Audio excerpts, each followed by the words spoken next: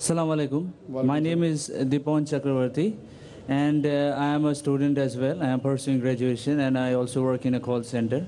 And my question is, why is it important for a woman to marry a third party if she wants to go back to her first husband after her first husband has given her talaq? भाई साहब का सवाल था कि ज़रूरी क्यों है कि अगर एक औरत अपने शोहर के साथ तलाक हो जाता है तो उसे दूसरे से थर्ड पार्टी से शादी करना ज़रूरी क्यों है पहले शोहर से वापस करने के लिए? ये सवाल है। सवाल अभी दोहरा है, जवाब दे रहा हूँ मैं। ये लोगों को गलत फहमी है कि अगर मियाँ बीवी का तलाक होता है और अगर वो फिर से शादी करना चाहते हैं, ये गलत फहमी है लोगों की कि उसको तीसरे से शादी करना फ़र्ज़ है।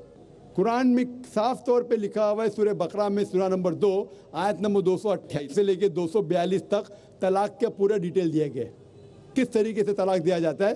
पहले मैंने कहा था कि आपस में समझौता होना चाहिए, नहीं होता है तो गेट एन आर्बिट्रर, एक बड़े को बुलाओ, शोहर की तरफ से बीवी की तरफ से समझौता करो। नहीं होता है तो तलाक बोलने के बाद इद्दत के 3 माह है। कुरान में लिखा है सूरह बकरा सूरा नंबर 2 आयत नंबर 228 के 3 माह, 3 महीने, 3 menstrual cycle is the period of waiting इद्दत। 3 महीने के बाद the divorce is completed। लेकिन 3 महीने के दरमियान अगर मियाँ बीवी वापस में रुजू होना चाहते तो हो सकते, तलाक नहीं होता है।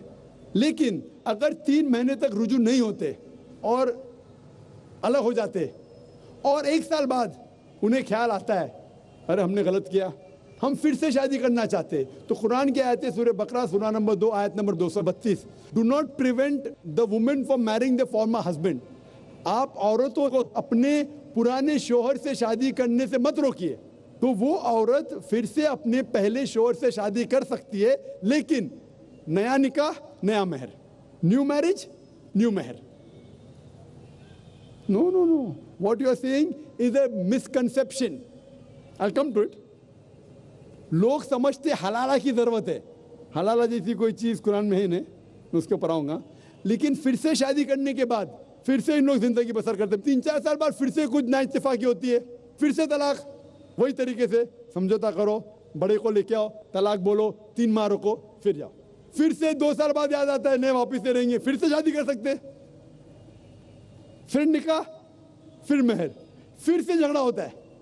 फिर तीसरी बार अगर तलाक होता है तो अल्लाह ताला फरमाते सूरह बकरा सूरा नंबर 2 आयत नंबर 230 में कहते कि तीसरी बार अगर तलाक देंगे तो फाइनल। इसके बाद आप फिर से मियाँ बीवी नहीं बन, जब तक आप थर्ड को नहीं मैरी करें। इसमें क्यों? ये शादी ब्याह गुड्डा गुड्डी का खेल थोड़ी है। बचपन में गुड्डा गुड्डी का खेल में शादी करो फिर से तलाक दो, एक दिन में 10 बार शादी कर सकते, बराबर ना? ये जिंदगी गुड्डा गुड्डी का खेल थोड़ी है। 3 महीने लगता है तलाक के लिए, इतना टाइम लगता है। प्राइवेट मीटिंग, फिर बड़े लोग से मीटिंग, फिर 3 माह, फिर जुड़ो प्यार से, एक दूसरे पे कीचड़ मत उछालो, फिर शादी करो। मैंने मेरी जिंदगी में किसको भी नहीं देखा जो सही तरीके से तीसरी बार तलाक हुआ, मैं देखा नहीं अभी तक के। 1 बार हुआ देखा होगा, 2 बार, तीसरी बार तो देखा ही नहीं मैं। ये अगर आप गुड्डा गुड्डी का खेल करते तो फिर 1 बार आपने रिजेक्ट किया, 2 बार रिजेक्ट किया, 3rd बार फाइनल, फिर आप दूसरे से शादी करो। आप प्लान नहीं कर सकते, आप दूसरे से शादी करो और रो। और फिर पता लगा आपको मैं पहले शोहर से नाराज थी, सिर्फ दिन में 6 घंटा देते थे, ये नया शोहर तो 2 घंटा देता है, तो पहला वाला अच्छा। नो, दाल आटे का भाव मालूम पड़ेगा।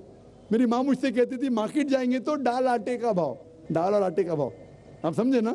तो हो सकता है क्या, मालूम पड़ा मैं मेरे शोहर से झगड़ा करती थी, वो बीवी कहेंगी, मालूम पड़ेगा नया शोहर तो पुराने वाले से बदतर रहे, आप समझ रहे ना? और फिर अगर नए वाले से डिवोर्स हुआ, सेम तरीका, आपस में समझौता, प्लानिंग नहीं। अगर प्लानिंग करेंगे कि एक रात तुम्हारे साथ सोऊंगा और फिर तलाक देना, ये हराम है, आप समझ रहे ना? ये कुछ लोग करते हैं, मैं जानता हूँ मुस्लिम माशरे में, वो हराम करते। प्लानिंग करना, तुम्हारा शोहर बनूंगा, एक रात बाद तलाक दूंगा, फिर तुम शोहर शादी करना, ये हराम है। कुछ लोग करते हैं, गलत करते, कुरान में ऐसा नहीं लिखते।